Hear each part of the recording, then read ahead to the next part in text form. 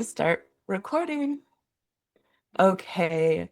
Well, hello, viewers. This is Kiana from Solidarity Mail Club. I'm off camera today because I'm in my parents' home and they like to live in the darkness of bat caves. Today I am here with Cait, who is the artist for issue 1 of the Mail Club. And Cait is here to talk to us about the artwork that they made and the process.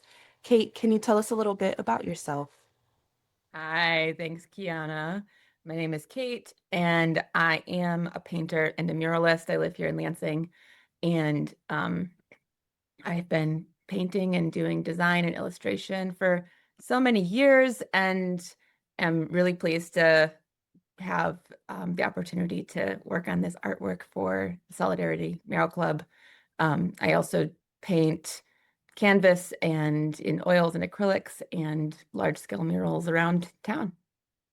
Beautiful. I love that we're also getting to look at this painting you have behind us, which is also so gorgeous. Cait, can you just tell us a little bit about the artwork that you made? It's so wonderful and beautiful, and I would just love to know about the process of making it because I did give you really broad direction, and then what your sort of intention is behind it. Thanks for asking. Okay, so the artwork is a bird holding a banner in line to the sky. The banner says, it's all made up. We can make it up better." It's the white dove of peace. I was also inspired by my own childhood watching the swallows in the sky above my family barn. They're some of my favorite birds and always symbolize the return of spring for me. They usually come back in April. I would start hearing them flying around, and they always symbolize like renewal or rebirth for me personally. So Mhm. that's why I chose that animal there. And then just as the maybe Aquarius that I am, I always think everything is just made up. It's all just people making stuff up. And that doesn't mean it's not important because what we make up together is incredibly important and has a huge impact on our collective experience. And it really just could be so much better. We could all collectively be having a much better experience. And I remind myself that regularly. I want my art to be about that, to be like reminding people that we have the power to make a different world and that a lot of that power is just within us and through noticing that we have it. So that's a little bit of that. Wonderful, thank you. Now, because we are friends, I also happen to know that you are an avid bird watcher. Yeah, indeed. And so I wasn't surprised to then receive the artwork and that there's a bird there. And as you were sharing about this artwork, and I'm thinking about the birds and renewal in spring, and you're talking about the sort of like collective power that we have, I started thinking about birds and how they move in groups and groupings. I don't know if that's every bird species, but I am curious if you have thoughts about the relationship of like, or the maybe the, if there's like a metaphor in this, like, um, birds and their collectivism and what we might learn in that collectivism for ourselves. Mm. I mean, I think we have so much to learn from birds. They're really cool. Um, and indeed, I do have many bird facts stored away in my brain.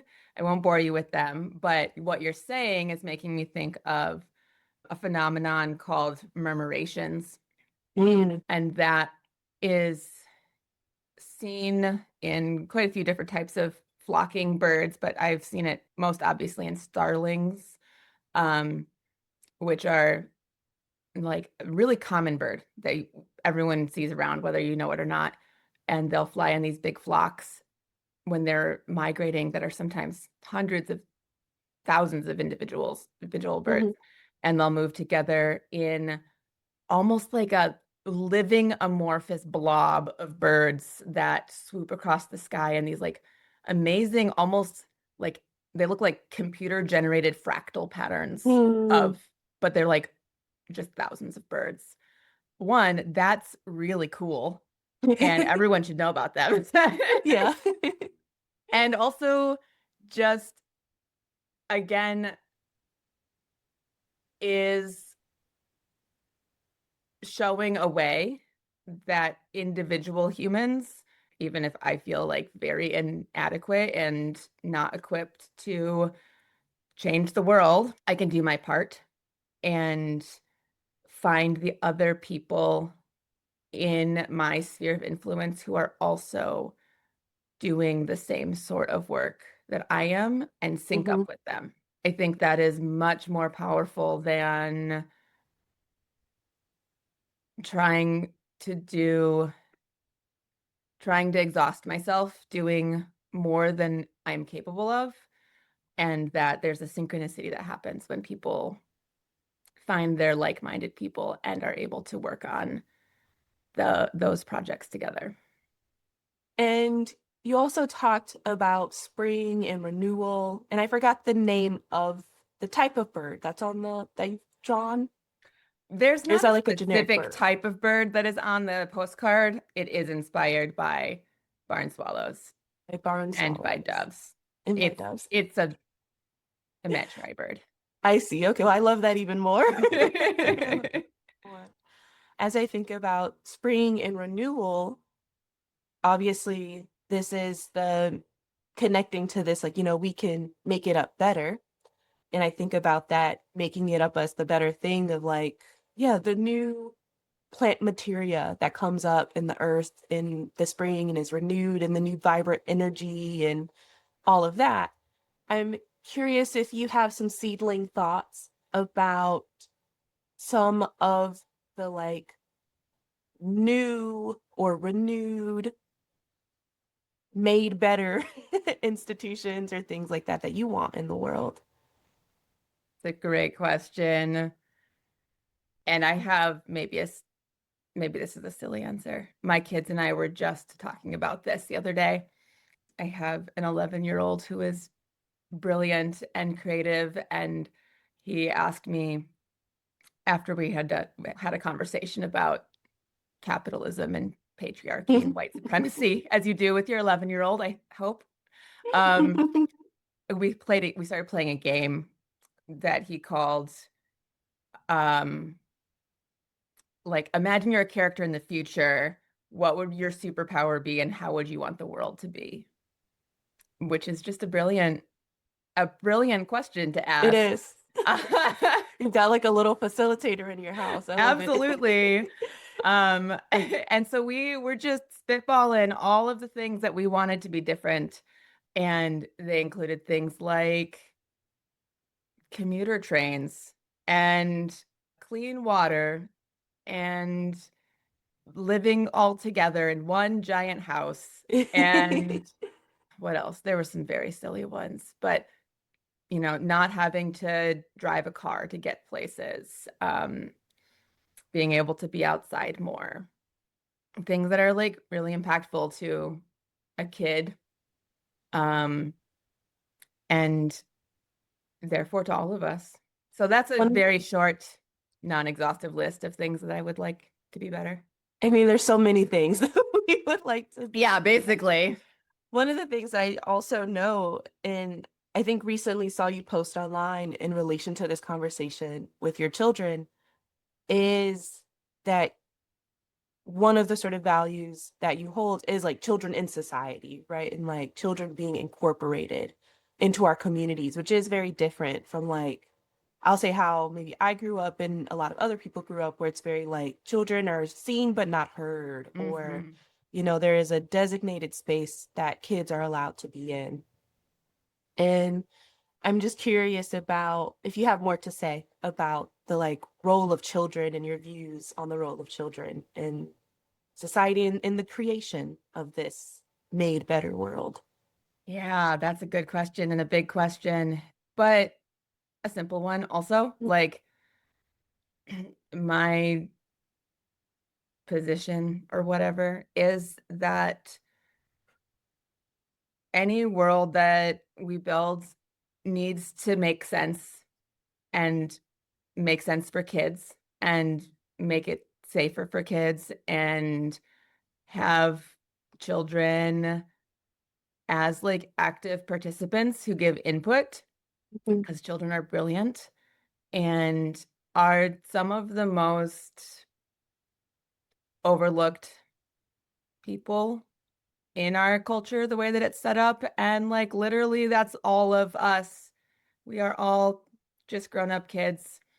Um, it's bonkers to me that people think of children as a different type of human because I'm still 7-year-old inside of me somewhere.